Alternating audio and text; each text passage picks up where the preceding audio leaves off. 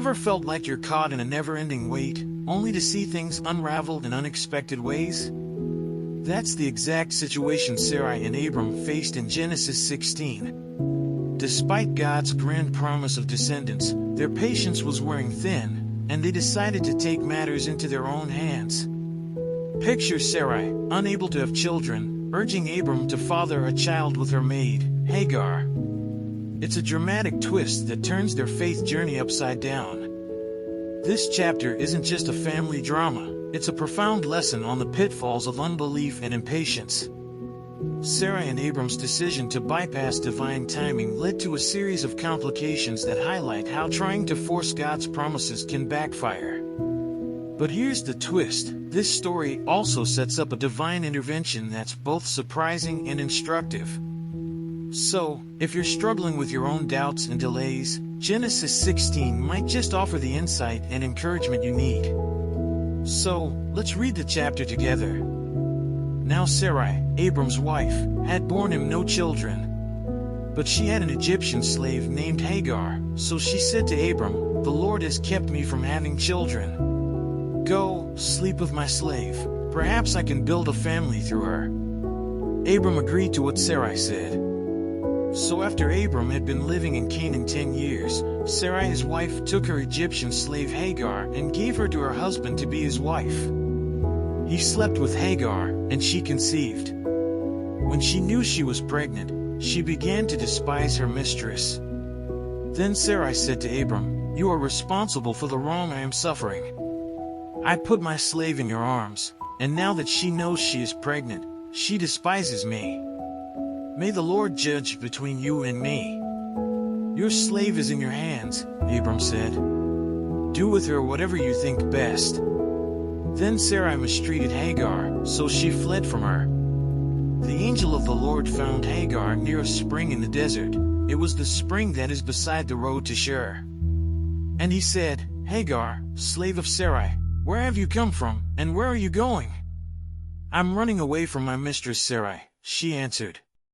Then the angel of the Lord told her, "Go back to your mistress and submit to her."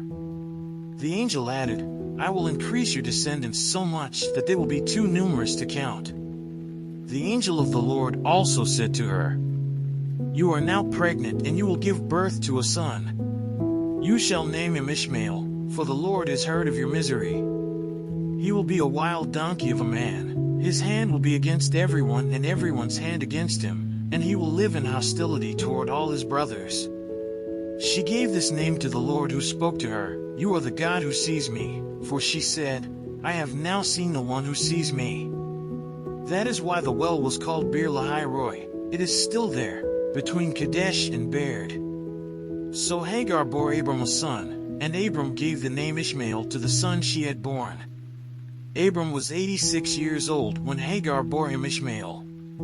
Let's say a quick prayer to thank the Lord for his encouragement through the scriptures.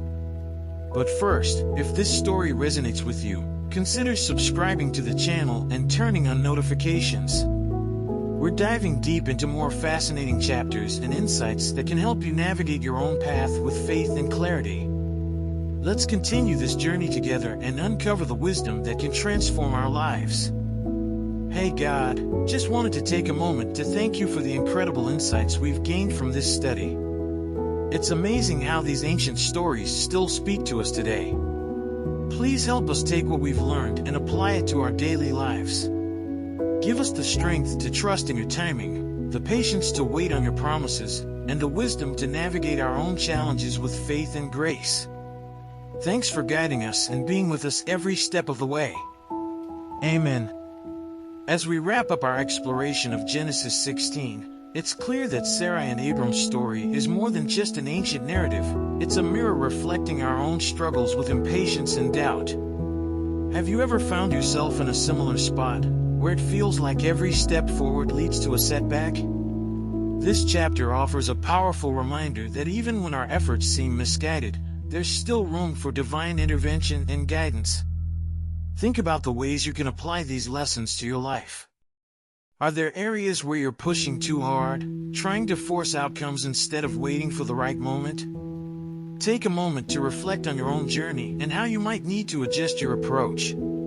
Embrace patience, seek guidance, and remember that even in the midst of frustration, there's a greater plan at work.